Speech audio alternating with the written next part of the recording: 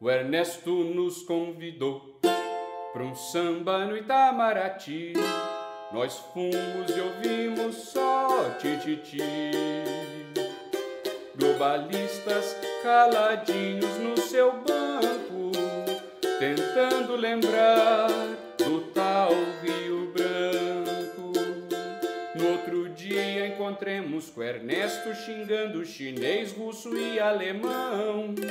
Isso não se faz, Ernesto, já disse o barão. Sempre tem espaço pra paz e pra cooperação. Faz um mico na ONU, liberal perde o sono e a balança comercial já virou um carnaval. Põe um post no blog, o diplomata no estoque, pro Jean faz textão, salve a Inquisição. Olha, na boa, galera, eu jamais imaginei que chancelaria fosse dar tema para samba, mas esse deu, com perdão da paródia da Irã Barbosa. Olha só, ainda que o chanceler Ernesto Araújo acredite que esteja colocando o Brasil de volta nos trilhos, nunca a política externa brasileira teve desafios tão grandes quanto ela tem agora. A primeira coisa que a gente precisa falar é que a política externa brasileira sempre orbitou em torno de dois grandes paradigmas, um americanista e um globalista. No primeiro, a gente tem um alinhamento mais automático aos Estados Unidos, como aconteceu nos governos dos generais Dutra e Castelo Branco. Já o outro paradigma globalista busca diversificar a internacionalização do Brasil, não rompendo jamais com o modelo ocidental, mas diversificando para outras áreas de outros países, não priorizando apenas um, os Estados Unidos, no caso. Os melhores exemplos disso são a política externa independente, que aconteceu nos governos ali de João Goulart e Jânio Quadros, antes dele, e o pragmatismo responsável, que aconteceu no governo do Ernesto Geisel. Não vamos confundir de Ernesto, hein?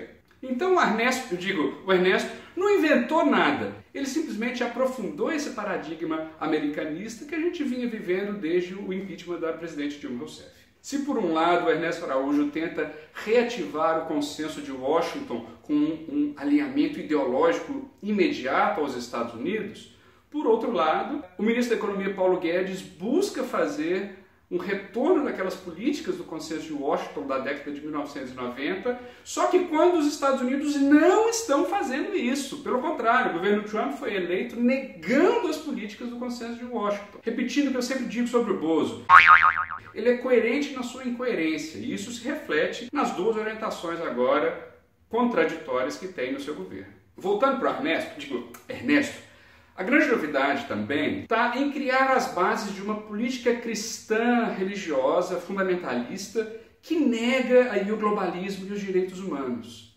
Só que tem alguns problemas nisso daí. Essas duas coisas são exemplos máximos das políticas liberais lideradas pelos Estados Unidos. Não tem nada de esquerda nisso, não. A incoerência só aumenta quando esses movimentos são associados a uma hegemonia cultural gramsciana. Olha, isso aí sozinho já é material para um vídeo todo. Eu vou me ater aqui em dois pontos. Primeiro, se vivemos uma hegemonia cultural, ela é estadunidense. E o segundo aspecto é que a teoria do Gramsci foi desenvolvida para poder falar como que o Estado no Ocidente usa de uma hegemonia cultural para poder reter e acumular poder. Ou seja, hegemonia gramsciana é um termo utilizado para descrever as políticas ocidentais. Não tem, de novo, nada a ver com o comunismo. E exemplos disso são a liderança que os Estados Unidos teve a partir da década de 70, na globalização, na luta pelos direitos humanos e nas políticas pró-democracia. Isso tudo é estadunidense da medula até o cabelo. Eu identifico 6 principais problemas que a política externa brasileira, conduzida pelo chanceler Ernesto Araújo, pode levar. Primeiro, um alinhamento automático aos Estados Unidos. Ainda que os Estados Unidos sejam a potência unipolar global, essa concentração de poder já foi muito maior e tem diminuído.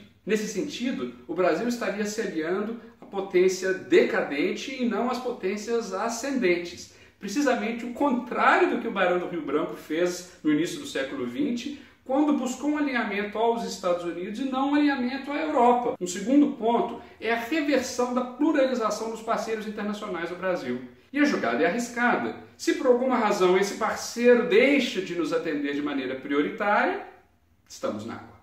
Um terceiro ponto é a criação de uma indisposição com mercados que vinham crescendo muito fortemente na balança comercial brasileira. Primeiro, o mundo árabe e segundo, a China. Isso pode trazer problemas muito graves e de curto prazo para a balança comercial brasileira. E quem perde somos nós. Não tem nada de exclusivo que a gente esteja oferecendo ao mercado que esses compradores não possam comprar em outros lugares. É a lógica liberal do mercado, certo? Um quarto erro muito grave, talvez o maior erro da política externa brasileira na sua história, seja o distanciamento dos seus vizinhos latino-americanos, em especial a América do Sul. Ainda que tenhamos recursos para poder sermos uma potência unipolar na América do Sul, isso não quer dizer que um conflito ou disputas com os nossos vizinhos seja algo desejável. Mais uma vez, é o contrário do que o Barão do Rio Branco fez na definição das fronteiras brasileiras. Nós corremos o risco de acirrar indisposições que são históricas e que vinham sendo trabalhadas e dirimidas através do multilateralismo. O quinto problema é, em termos ideológicos, importar uma agenda e os seus problemas, as suas consequências, que não é nossa,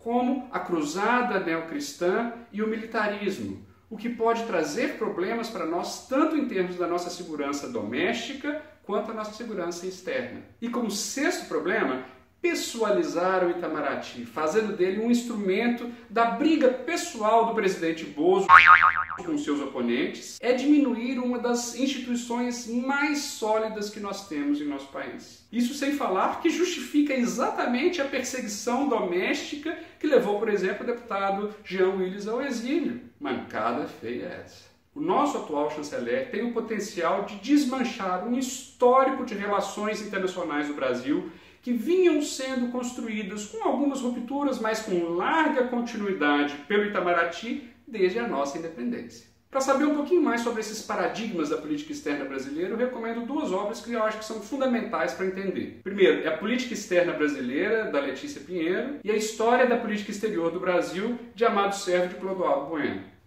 Opa, curtiu o vídeo? Então não esquece de dar um joinha aqui e também de curtir o canal, tá bom? Valeu, um abraço!